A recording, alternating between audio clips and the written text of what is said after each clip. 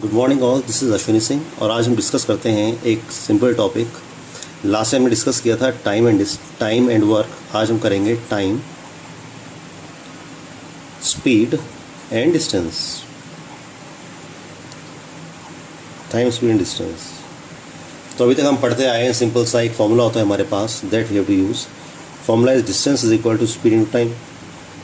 इसका मतलब ये हुआ कि अगर हमारा डिस्टेंस है 100 किलोमीटर मान लिया और स्पीड है हमारी लेट अस से 20 किलोमीटर पर आवर,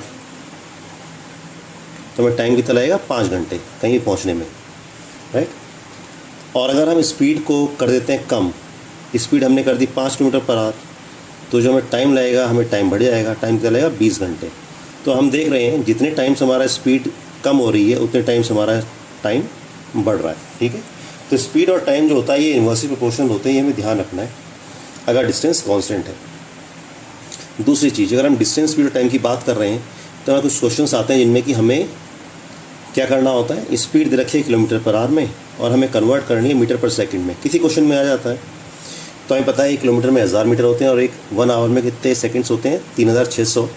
तो हम क्या करेंगे, इसको मल्टीप्लाई कर देंगे 5/18 से, बिकॉज 1000 बटे 3600 वो 5/18 के पास आता है। तो अगर हम किलोमीटर पर आवर को 5/18 से मल्टीप्लाई करेंगे तो हमारी स्पीड मीटर पर सेकंड में आ जाएगी। और अगर हम मीटर पर सेकंड को कन्वर्ट करना चाह रहे हैं किलोमीटर पर आवर में, तो हम मल्टीप्लाई कर देंगे 18/5 से। तो ये रूल हमें याद रखना है। नेक्स्ट चीज़ हमें ये ध्यान रखनी है कि अगर हमारे पास अभी क्वेश्चंस में कैसे आएंगे, बोट वाले क्वेश्चंस आएंगे, ट्रेन्स वाले क्वेश्चंस आएंगे, कोई आदमी पैदल चल रहा है वैसे क्वेश्चंस आएंगे। तो सिंपल सी चीज़ हमें ध्यान ये रखनी है कि अगर हमारे पास लेटर से ट्रेन है, ट्रेन जा रही है दिशा में जिसकी स्पीड है x किलोमीटर पर आवर, और एक दूसरी ट्रेन जा रही है इसी दिशा में जिसकी स्पीड है y किलोमीटर पर आवर, तो जो हमारी रिलेटिव स्पीड होगी, ये ट्रेन 1 है और ये ट्रेन 2 है, इसकी लेंथ है L1 और इसकी लेंथ है L2। तो जो ट्रेन की रिलेटिव स्पीड होगी तो इनकी जो स्पीड आ जाएगी वो आ जाएगी x माइनस वाई। दोनों में डिफरेंस आएगा, जो बड़ी वैल्यू होगी वो पहले आ जाएगी, x माइनस वाई। तो ये गति जो होगी उसकी हमारी दोनों सब्ट्रैक्ट हो जाएंगी। और अगर ये दोनों विपरीत दिशा में आ रही हैं, T1 इधर जा रही है और T2 इधर आ रही है, तो इस केस में क्या होगा, हमारी जो स्पीड होगी वो हो जाएगी add x plus y kilometre per hour. एक चीज़ हमें ये ध्यान रखनी है, ठीक है। फिर इसमें एक और रूल हमें ये ध्यान रखना है कि अगर कोई ट्रेन जा रही है और उसने एक प्लेटफॉर्म को क्रॉस किया, ये एक प्लेटफॉर्म है और ये ट्रेन आ रही है, ट्रेन की लेंथ है L, इसका इंजन इधर है। अब इसने इस प्लेटफॉर्म को पार कर लिया तो ये ट्रेन का इंजन इधर आ गया और इसकी लेंथ हो गई ये। तो जब ये प्लेटफॉर्म को पार कर रही है तो इसका मतलब ये अपनी लेंथ पार कर रही है प्लस प्लेटफॉर्म की जितनी भी लंबाई है उसे ही पार कर रही है। ये हमें एक और रूल ध्यान रखना है। फिर इसी में क्वेश्चन आ जाते हैं बोट और स्ट्रीम वाले। तो उसके लिए भी हमारे 2 फॉर्मूले हैं सिंपल से। हमें पता है कि अगर कोई बोट है, नाव है, वो इस दिशा में आ रही है और यही दिशा हमारे पास किस चीज़ की है? यही दिशा हमारे पास है हमारी स्ट्रीम की, नदी की। तो क्या होगा, बोट की स्पीड है x, स्ट्रीम की स्पीड है y, तो बोट की गति बढ़ जाएगी, तो उसे हम बोलते हैं स्पीड डाउन स्ट्रीम, और वो वैल्यू आ जाती है x प्लस वाई। अगर बोट स्ट्रीम के विपरीत दिशा में जा रही है तो उसकी गति कम हो जाएगी, तो हम बोलते हैं अपस्ट्रीम, और वो जाएगी x माइनस वाई। तो downstream is equal to x plus y, upstream is equal to x minus y. तो अगर हम दोनों को ऐड करते हैं तो ये आ जाएगा d plus u is equal to 2x। तो यहाँ से x की वैल्यू कितनी आ गई? Half down stream plus up stream, right. और अगर हम दोनों को सब्ट्रैक्ट करते हैं, हम करते हैं d माइनस यू, तो d माइनस यू करेंगे तो ये आ जाएगा 2y। तो y की वैल्यू क्या आ जाएगी हमारे पास? Half d minus u. तो ये हो सकता है क्वेश्चन में आपको दे रखा है डाउन स्ट्रीम स्पीड दे रखी है, अप स्ट्रीम दे रखा है, आपसे पूछ लिया x, तो आप मालूम कर सकते हो, या आपको x और y दे रखा है, आप डाउन स्ट्रीम भी मालूम कर सकते हो, अप स्ट्रीम भी मालूम कर सकते हो। तो जनरली हमारे पास यही क्वेश्चंस हैं, यही हमें फॉर्मूले लगाने हैं अपने क्वेश्चंस में। और अब मैं आपको कुछ क्वेश्चंस दिखा देता हूँ जिससे आपको कुछ आइडिया हो जाएगा कि हमारे पास कैसे क्वेश्चंस आते हैं, प्लस हम इनको कैसे पुट करेंगे, ठीक है। ओके, पहला क्वेश्चन देखते हैं। Walking at 3/4 of normal speed, Raj is 60 minutes late to his office, find usual time to cover the distance. अगर कोई आदमी अपनी 3/4 स्पीड से जा रहा है तो वो 16 मिनट लेट हो जाता है अपने ऑफिस पहुंचने में। तो सिंपल सी बात है, अगर ये 3/4 स्पीड से जा रहा है तो इसका जो टाइम लगेगा, टाइम कितना हो जाएगा? टाइम लगेगा ज़्यादा। तो टाइम जाएगा 4/3, बिकॉज जो डिस्टेंस है वो हमेशा कांस्टेंट रहेगा, distance equal to speed time पहले देख चुके हैं। तो टाइम लगेगा इतना, हमारे पास नॉर्मल टाइम कितना था t, और अब टाइम लग रहा है 4/3t। तो डिफरेंस कितने का आ गया, 1/1/3 का डिफरेंस आ गया, और ये डिफरेंस है 16 मिनट के बराबर। तो t की वैल्यू क्या आ गई, 3 को 16 से गुणा कर देंगे तो ये आ गया 48 मिनट। तो जो उससे नॉर्मल टाइम लगता है वो लगता है 48 मिनट। ऐसे हम क्वेश्चन को देख सकते हैं। अब नेक्स्ट क्वेश्चन देख लेते हैं, एक बड़ा ही इंटरेस्टिंग क्वेश्चन है। 2 ट्रेन है हमारे पास, एक है पंजाब मेल और एक है कर्नाटक मेल। दोनों एक ही समय पे स्टार्ट हो रही हैं। एक ट्रेन आ रही है पंजाब में लुधियाना से, और दूसरी ट्रेन कर्नाटक एक्सप्रेस जो है वो आ रही है बेंगलोर से। दोनों मिलके जब एक दूसरे के पास आती हैं, दोनों दूसरी विपरीत दिशा में आ रही हैं, और जब वो मिलके डिफरेंट दिशा में जाती हैं तो जो पहली ट्रेन है उसे 12 घंटे लगते हैं और 3 घंटे लगते हैं दूसरी ट्रेन को बेंगलोर और लुधियाना पहुंचने में। तो हमें ये दे रखा है कि अगर पंजाब मेल की स्पीड है 48 किलोमीटर पर आवर, तो हमें कर्नाटक मेल की स्पीड निकालनी है। तो क्वेश्चन बड़ा ही सिंपल, पहले बना लेते हैं इसको। एक ट्रेन है पंजाब मेल आ रही है लुधियाना से, और एक दूसरी ट्रेन है जो कि बेंगलोर से आ रही है, ठीक है। तो जो पंजाब मेल है वो, उसकी हमें स्पीड भी दे रखी है, इसकी स्पीड दे रखी है 48 किलोमीटर प्रति घंटा, 48 किलोमीटर पर आवर। तो ये लगभग लेटर से एक टाइम टी पे मिल गए कहीं पे, और मिलने के बाद इसका मतलब ये भी ट्रेन टी मिनट्स चल चुकी है, और यहाँ से आई ये भी टी टाइम बाद मिलेंगे, तो ये टाइम टी हो गया, टाइम टी हो गया। और मिलने के बाद जो पंजाब मेल है उसे 12 घंटे और लगेंगे बेंगलोर पहुँचने में, और जो बेंगलोर से ट्रेन आ रही है उसे 3 घंटे और लगेंगे लुधियाना पहुँचने में, राइट। तो हमारे पास इसमें क्या हुआ, स्पीड का रेशियो सेम रहेगा, टाइम का रेशियो सेम रहेगा। तो यहाँ पे जो टाइम का रेशियो है t/3 पहली ट्रेन का और दूसरी ट्रेन का, तो यहाँ पे भी हमारा टाइम का जो रेशियो होगा वो हमारा सेम रहेगा। तो t/3 is equal to 12/t, ठीक है। हम इसी ट्रेन की बात कर रहे हैं, यहाँ पे t, ये 12, ये 3, ये t। So t/3 is equal to 12/t। तो t स्क्वायर की वैल्यू आ गई 36, टी की वैल्यू आ गई 6। इसका मतलब ये 6 घंटे बाद मिलेंगे, ठीक है, चलने के 6 घंटे बाद। तो 6 घंटे बाद का मतलब ये जो टी आ गई इसकी वैल्यू हो गई 6 घंटे, 6 आवर्स। तो जो लुधियाना एक्सप्रेस है ये तो 6 घंटे में इतना चलेगी, और जो हमारे पास कर्नाटक एक्सप्रेस है वो इतनी डिस्टेंस कितनी देर में चलेगी, 3 घंटे में चलेगी। इसका मतलब कर्नाटक एक्सप्रेस की जो स्पीड है वो लुधियाना से जो ट्रेन चल रही है इसकी स्पीड से डबल है। तो अगर इस ट्रेन की स्पीड है 48 किलोमीटर पर आवर, तो जो कर्नाटक एक्सप्रेस है उसकी स्पीड कितनी होगी, 96 किलोमीटर पर आवर। 48 गुणा 2 इज इक्वल टू 96, तो 96 kilometre per hour this is the answer. ये आंसर मिल जाएगा, ठीक है। अब नेक्स्ट क्वेश्चन देखते हैं। A carriage driving in a fog passed a man who was walking at speed of 3 kilometre per hour in the same direction. He could see the carriage for 4 minutes and it was visible to him up to a distance of 100 meters. What was the speed of carriage? बड़ा ही simple question है, पहले समझ लेते हैं। हमारे पास कोई गाड़ी है, ये एक कैरिज है, ये एक आदमी के आगे निकल गई, ये आदमी हमारे पास इससे आगे निकल गई, और आदमी की स्पीड हमें दे रखी है 3 किलोमीटर पर आवर। अब वो कह रहा है कि ये आदमी से आगे निकल गई और आदमी उसको 4 मिनट तक देख पाएगा और 100 मीटर तक देख पाएगा, 100 मीटर तक देख पाएगा। इसका मतलब दूसरी जो गाड़ी है, कैरिज है, उसकी स्पीड हमारे आदमी की स्पीड से ज़्यादा है, रिलेटिव स्पीड है कुछ, ठीक है। तो ये आगे निकल गया, इसका मतलब इसकी रिलेटिव स्पीड थी कुछ, इससे आगे निकल गया। तो रिलेटिव स्पीड हमें दे रखी है कि 100 मीटर तो चलता है वो 4 मिनट में। तो अगर हम देखें इसको कन्वर्ट करें आवर्स में, तो अगर 4 को 15 से मल्टीप्लाई करें, 100 को 15 से मल्टीप्लाई करें, तो ये आ गया 1500 मीटर, हम कह सकते हैं वो 1.5 किलोमीटर, और ये आ गया 60 मिनट, इसको हम कहते हैं 1 आवर। तो जो कैरिज है उसकी जो रिलेटिव स्पीड है वो है 1.5 किलोमीटर प्रति घंटा। इसका मतलब वो इससे 1.5 किलोमीटर प्रति घंटा की स्पीड से ज़्यादा चल रहा है। तो आदमी की अगर स्पीड है 3, तो कैरिज की स्पीड होगी 3 + 1.5, तो ये हो गया 4.5 किलोमीटर प्रति घंटा, राइट। तो speed of carriage is 4.5 kilometre per our. Very simple. Next question देखते हैं। 2 trains for Patna leave Delhi at 10 a.m. and 10:30 a.m. and travel at 60 km per hour and 75 km per hour. How many kilometers from Delhi will 2 trains meet? Very simple question.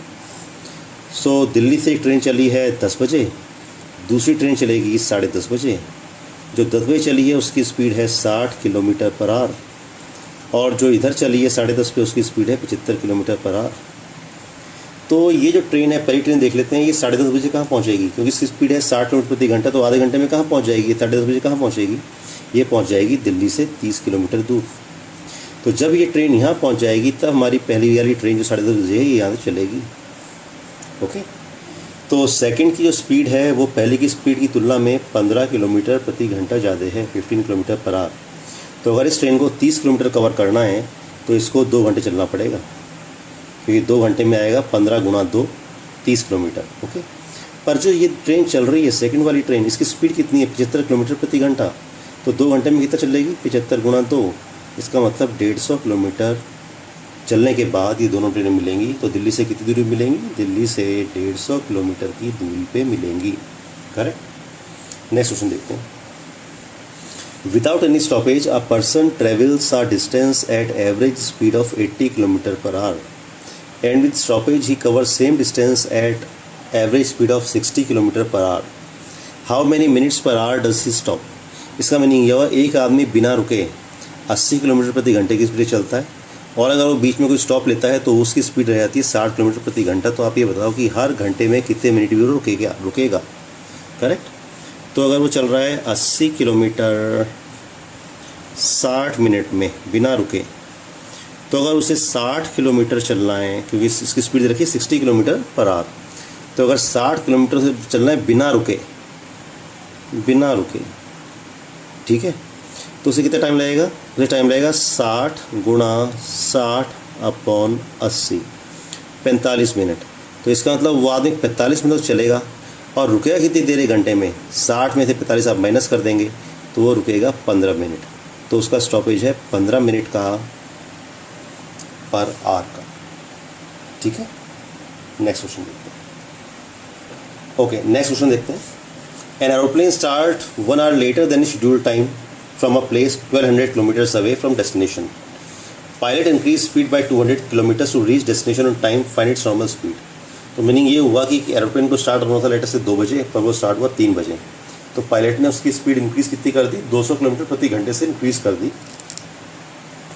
तो उसकी normal speed कितनी है, तो बड़ा simple है। पहले हम time निकालते हैं, नॉर्मल टाइम से कितना लगता है पहुँचने में। अगर डिस्टेंस है 1200 किलोमीटर, अपॉन स्पीड पहले थी उसकी x, तो नॉर्मल टाइम में पहुँच जाता, टाइम 1 नॉर्मल टाइम। पर अब जो टाइम लगेगा उसको, उसकी डिस्टेंस तो है 1200, उससे अब कम टाइम लगना चाहिए, उससे अब ज़्यादा टाइम लगेगा। ओके, अच्छा, उसने सिर्फ स्पीड बढ़ा दी, तो स्पीड हो गई x + 200। तो जब स्पीड बढ़ा दी तो डेफिनेटली टाइम हमें कम करना पड़ेगा। तो पहले उसे नॉर्मल टाइम इतना लग रहा था, अब उससे 1 घंटा ज़्यादा लगेगा। अब उससे टाइम लगेगा 1200 अपॉन x + 200। ठीक है, और दोनों समय के बीच में डिफरेंस दे रखा है हमें, डिफरेंस कितना है, 1 घंटे का डिफरेंस है। तो हम ये कर लेते हैं 1200 upon x minus 1200 upon x + 200, तो हमारे पास आंसर आना चाहिए 1। तो लॉजिकली हम देखें यहाँ पे, अगर x की वैल्यू को पुट करके देखें 400, तो 400 1200 बटे 400 आ गया 3, और यहाँ पे आ गया 400 + 2 600, 1200 अपॉन 600 = 2 = 1। तो x की वैल्यू होनी चाहिए 400 किलोमीटर प्रति घंटा। तो जो इसकी नॉर्मल स्पीड है वो है 400 किलोमीटर प्रति घंटा।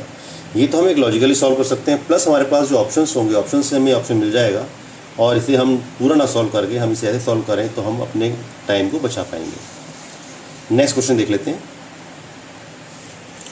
2 स्टेशंस A एंड B। तो हमें ये दे रखा है कि हमारा 2 स्टेशन है A और B। एक स्टेशन है A, एक स्टेशन B। इन दोनों के बीच की दूरी दे रखी है 110 किलोमीटर पर आवर। एक ट्रेन चल रही है A से 8 बजे जिसकी स्पीड है 40 किलोमीटर प्रति घंटा, और एक ट्रेन चल रही है B से 10 बजे जिसकी स्पीड है 50 किलोमीटर प्रति घंटा। अब पूछा ये है हमसे कि ये ट्रेन कितने बजे मिलेंगी। तो बहुत सिंपल सी बात है, ये ट्रेन चली है 8 बजे, ये ट्रेन चली 10 बजे। तो ये ट्रेन अगर 8 बजे चली है, इसकी स्पीड है 40, तो ये 10 बजे कहाँ पहुँच जाएगी, तो ये 10 बजे 80 किलोमीटर तय कर लेगी। तो मान लेते हैं ये स्टेशन यहीं से दूरी सारी नापते हैं, ये है 0, तो ये हो गया 80। तो इसका मतलब 10 बजे, अगर हम बात करते हैं 10 बजे की, तो 10 बजे दोनों ट्रेनों के बीच में दूरी कितनी है, 30 किलोमीटर। और स्पीड कितनी हो जाएगी, बिकॉज दोनों विपरीत दिशा में जा रही है, तो स्पीड कितनी हो जाएगी, 50 + 40 90 किलोमीटर पर आवर। तो स्पीड हो गई 90 किलोमीटर पर आवर, डिस्टेंस दे रखी है हमारे पास 30 है, तो टाइम कितना हो जाएगा, डिस्टेंस अपॉन स्पीड, तो टाइम हो जाएगा 1/3 घंटा। तो 1/3 आवर का मतलब हो गया 20 मिनट। तो इसका मतलब 10 बजे की अगर हम बात करें 10:20 पे दोनों ट्रेनें मिलेंगी। तो ये आंसर आ गया 10:20। करेक्ट। नेक्स्ट क्वेश्चन देख लेते हैं, बहुत ईजी क्वेश्चन है, प्लेटफॉर्म वाला। ऐसे क्वेश्चन हम एक्सपेक्ट कर सकते हैं अपने एग्जाम में। अ train passes a stationary man standing on a platform in 7 seconds and passes platform completely in 28 seconds. If the length of platform is 330 meters, find the length of train. तो very simple, एक train एक आदमी को पार करती है 7 second में, तो इसका मतलब 7 सेकंड में वो अपनी लेंथ को पार कर रही है, पहले हमने देखा था। और पूरे प्लेटफॉर्म को 28 सेकंड में पार कर रही है। तो 28 सेकंड में वो कितना पार कर रही है, 28 सेकंड में वो अपनी लेंथ प्लस प्लेटफॉर्म की लेंथ को पार कर रही है।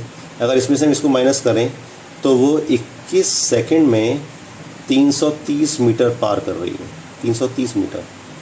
तो ट्रेन की लेंथ तो है, जो अपनी लेंथ है वो 7 सेकंड में पार कर रही है, तो 21 सेकंड में 330 मीटर पार करेगी, 7 सेकंड में कितना करेगी, 21/3, तो यहाँ पे भी 330/3, 110 मीटर। तो ट्रेन की लेंथ आ गई 110 मीटर, तो ये हमारा आंसर आ गया 110 मीटर। करेक्ट। नेक्स्ट क्वेश्चन देखते हैं। A man swims downstream 30 km and upstream 18 km, taking 3 hours each time. Find velocity of current. तो एक आदमी 30 किलोमीटर डाउनस्ट्रीम जाता है तो इसका मतलब उसे टाइम कितना लगा, टाइम लग रहा है 3 घंटे। तो पहले टाइम लगा डाउनस्ट्रीम जाने में 3 घंटे, तो time is equal to distance upon speed. Stream है x+y, टाइम है ये x+y, राइट, स्पीड। और सेकंड जो टाइम लग रहा है उसे वो टाइम लग रहा है डिस्टेंस अपॉन x - y। यहाँ पे भी 3 घंटे लग रहे हैं, यहाँ पे भी 3 घंटे लग रहे हैं, तो ये टाइम भी 3 घंटे है, ये टाइम भी 3 घंटे है, तो दोनों इक्वल हो गए। तो इसका मतलब ये हुआ कि 30/x + y is equal to 18/x - y, right. Solve कर लेते हैं। 6 × 18, 6 × 5 = 30, तो इसका मतलब ये हो गया 5x - 5y is equal to 3x + 3y। Correct. Okay, so we have to find out, हमें फाइंड करना है वेलोसिटी ऑफ करंट। तो ये आ गया हमारे पास 2x is equal to 8y, 2x is equal to 8y, so x is equal to 4y। क्या हम इसे ऐसे करें, अगर हम कुछ थोड़ा सा यहाँ पे कुछ मेरे को गड़बड़ लग रहा है, इसे हम ऐसे ना करके, हमें यहाँ पे पता है ये हमारे पास आ गया 3 is equal to 30/x + y, और दूसरा आ गया 3 is equal to 18/x - y। Correct. Okay, so it was a problem हो रही है, सॉरी फॉर इट। तो 3 is equal to 30/x + y and 3 is equal to 18/x - y। So let us say we cancel it, इसे भी cancel कर देते, 6 × 18, तो यहाँ से आ गया x + y is equal to 10, और यहाँ से क्या आ जाएगा x - y is equal to 6। ये सॉल्व कर रहे हैं, हमें क्या चाहिए, वेलोसिटी ऑफ करंट चाहिए, हमें y फाइंड करना है। तो नीचे को माइनस कर देते हैं, ये प्लस हो जाएगा, ये माइनस हो जाएगा, ये कैंसिल हो जाएगा, तो यहाँ से आ जाएगा 2y इज इक्वल टू 4, तो y की वैल्यू कितनी आ गई 2, तो y is equal to 2 km/h, ये स्पीड हो गई करंट की। करेक्ट। Okay, next. तो इसमें इसे ऐसे ना करें, there was some problem, sorry, we have to solve it like this, ऐसे में सॉल्व करना है। नेक्स्ट क्वेश्चन देख लेते हैं। A man can row 7 kilometres in still water. एक आदमी 7 किलोमीटर प्रति घंटे की स्पीड से तैर सकता है। In a stream which is flowing at 3 km/h, it takes him 7 hours to row to a place and back. तो 7 घंटे में एक आदमी किसी दूरी पे जाता है और वापस भी आ जाता है, ठीक है। तो इसका मतलब टाइम दे रखा है टोटल 7। अगर वो जा रहा है डाउनस्ट्रीम, दैट मीन्स नदी की दिशा के साथ, बहाव के साथ जा रहा है, तो उसकी डिस्टेंस दे रखी है d, और स्पीड कितनी हो जाएगी 7 + 3, 7 + 3 10। और जब विपरीत दिशा में आ रहा है तो distance upon 7 - 3 is equal to 4। तो हमें डिस्टेंस मालूम करनी है, तो यार डिस्टेंस मालूम कर लेंगे, इसे सॉल्व कर लेंगे। LCM आ गया 20, 10 × 2 = 20, 2d, 4 × 5 = 20, 5d, तो दिस इज इक्वल टू 7, तो 7d ऊपर आ गया, 7d/20 इज इक्वल टू 7, 7 से 7 कैंसिल हो गया, तो d की वैल्यू कितनी आ गई 20। तो जगह की दूरी कितनी है 20 किलोमीटर। एक और क्वेश्चन देख लेते हैं हम यहाँ पे।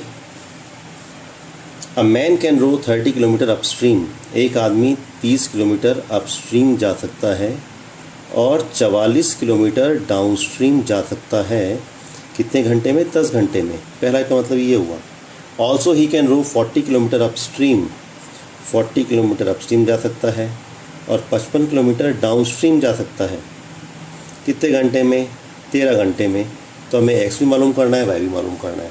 तो यहाँ से मेरे को सिंपल सा दिख रहा है कि 13 का मतलब 8 और 5, ये लॉजिकली डिराइव किया हुआ है, अदरवाइज़ हम इसे ऑप्शन सॉल्व करेंगे। तो 13 आ जाएगा 8 और 5, तो यहाँ पे 5 कैसे आएगा? 5 आएगा अगर x प्लस वाई की वैल्यू होगी 11 और x माइनस वाई की वैल्यू होगी हमारे पास 5, राइट। तो यहाँ पे अगर x माइनस वैल्यू को 5 हम रख के देखते हैं तो 30/5 इक्वल टू 6 और इसकी वैल्यू आ जाएगी 44/11 इक्वल टू 4। तो जल्दी परफेक्ट, ये हमारी चीज़ें इक्वेशन सही हैं। तो इन दोनों को सॉल्व कर लेते हैं। तो आ जाएगा 2x इज इक्वल टू 16, तो x की वैल्यू आ गई 8, तो x की वैल्यू तो आ गई 8, तो y की वैल्यू कितनी आ जाएगी 3। तो आदमी की स्पीड तो है या 8 किलोमीटर प्रति घंटा और जो हमारी स्ट्रीम है उसकी स्पीड कितनी हो गई 3 किलोमीटर प्रति घंटा। तो ये हमारे पास कुछ कंसेप्ट्स हैं जिन्हें यूज़ कर हम सॉल्व करेंगे और इन्हीं कंसेप्ट को हम लगाएंगे अपने क्वेश्चंस में इन एग्जाम्स, राइट। तो वीडियो देखें और इसको हम टेस्ट में अप्लाई करेंगे। टेस्ट 2-3 दिन बाद हम नेट पे डाल देंगे। So just share and subscribe my video. Thank you.